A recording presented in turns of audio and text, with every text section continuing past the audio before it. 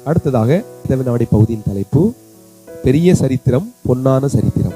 பெரிய சரித்திரம் பொன்னான சரித்திரம். வேதாகமத்திலே மிக முக்கிய நபர்கள், தேவனுக்கு பிரியமாக இருந்தவருடைய சரித்திரம் பெரிய சரித்திரமாக இருந்திருந்தது. அது ஒரு வல்லமை மிக்க சரித்திரமாக இருந்திருந்தது. அதை நாம் கண்டுபிடிக்க போகிறோம். நான் ஒரு வசனத்தை சொல்வேன், அது பழைய ஏற்பாடா புதிய ஏற்பாடா என்று சொல்வேன். அதை வைத்து நீங்கள் கண்டுபிடிக்க வேண்டும். சரிங்களா?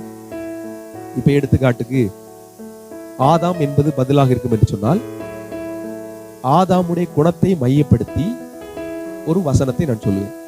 அந்த வசனத்தை வைத்து நீங்கள் யோசித்து, ஓ இது ஆதாமுடைய குணம் என்று சொல்லி கண்டுபிடிக்க வேண்டும். நான் பழைய ஏற்பாடு என்றால் பழைய ஏற்பாடு, ஆதாம் என்றால் பழைய ஏற்பாடு என்று கொடுத்திருப்பேன். ஆகவே பழைய ஏற்பாட்டுள்ள நபரை கண்டுபிடிக்க வேண்டும். இப்படித்தான் கேள்விகள் அமைய போகிறது. சரிங்களா? புரிந்திருக்கும் என்று நான் நம்புகிறேன். ஒரு வசன இருப்பிடம் கொடுக்கப்பட்டிருக்கும். அதை வைத்து நீங்கள் ஒரு நபரை கண்டுபிடிக்க வேண்டும். அதாவது பெரிய சரித்திரம் உள்ள, பொன்னான சரித்திரம் உள்ள ஒரு நபர். அந்த நபர் எந்த அதிகாரத்தை சார்ந்தவர் என்பதை நான் சொல்லிவிடுவேன். முதலாவது கேள்வி, எபிரேயர் 12:1. எபிரேயர் 12:1. இதை வைத்து பழைய ஏற்பாட்டிலே ஒரு சரித்திரத்தை கண்டுபிடிக்க வேண்டும். இந்த சரித்திரம் ஒரு நீளமான சரித்திரம் என்பதை நாம் அறியலாம்.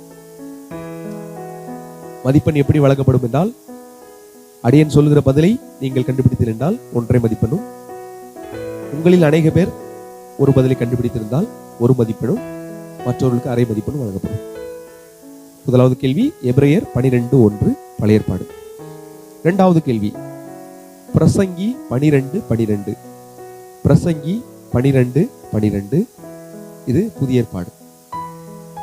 பிரசங்கி 12:12 இது புதிய ஏற்பாடு. அடுத்ததாக மூன்றாவது கேள்வி ஏசாயா 66:9. ஏசாயா 66:9 பழைய ஏற்பாடு. ஏசாயா 66:9 கண்டுபிடிக்க வேண்டிய நபர் பழைய ஏற்பாட்டில் உள்ளவர்.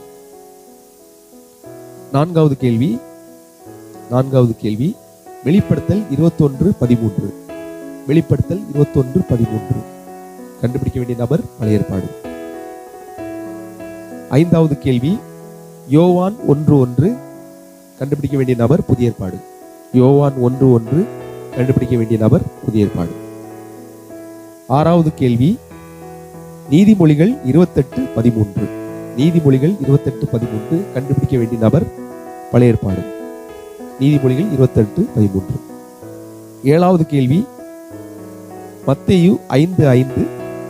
மத்தேயு 5:5 கண்டுபிடிக்க வேண்டிய நபர் பழைய ஏற்பாடு. எட்டாவது கேள்வி யாக்கோபு 1:12. யாக்கோபு 1:12 கண்டுபிடிக்க வேண்டிய நபர் பழைய ஏற்பாடு. கண்டுபிடிக்க வேண்டிய நபர் பழைய ஏற்பாடு. ஒன்பதாவது கேள்வி பிரசங்கி 10:1. பிரசங்கி 10:1 கண்டுபிடிக்க வேண்டிய நபர் பழைய ஏற்பாடு. கண்டுபிடிக்க வேண்டிய நபர் பழைய ஏற்பாடு. கடைசி மற்றும் 10வது கேள்வி நீதிமொழிகள் 28:20. நீதிமொழிகள் 28:20 கண்டுபிடிக்க வேண்டிய நபர் பழைய ஏற்பாடு. இப்படி பெரிய சரித்திரம் பொன்னான சரித்திரம். பொன்னான சரித்திரமுடைய பெரிய சரித்திரமுடைய நபர்களை நீங்கள் கண்டுபிடித்து இந்த வசனத்தை தகுந்தாற் போல அனுப்ப வேண்டும். புத்தகத்திலிருந்து குறிப்பிட்டு சொன்ன பழைய ஏற்பாடா புதிய ஏற்பாடா என்பதிலிருந்து நீங்கள் பதில்களை அனுப்ப வேண்டும். ஓகே, நீங்கள் எல்லாரும் உற்சாகமாக இந்த வேதநாடி பகுதியிலே கலந்து கொள்கிறீர்கள். அதற்காக உங்களுக்கு நன்றி. தேவன் உங்கள் ஒவ்வொருவரையும் ஆசீர்வதிப்பாராக. ஆமென்.